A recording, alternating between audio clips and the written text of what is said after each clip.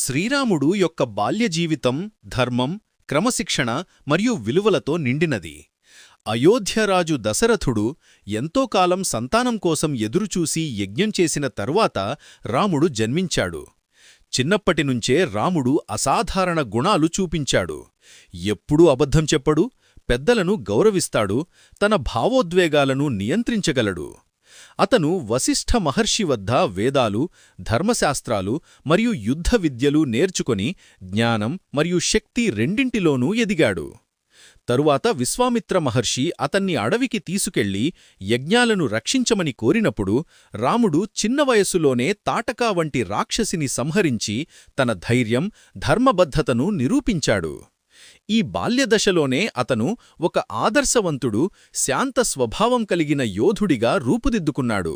తద్వారా తరువాతి కాలంలో సీతాస్వయంవరంలో విజయం సాధించే స్థాయికి చేరుకున్నాడు.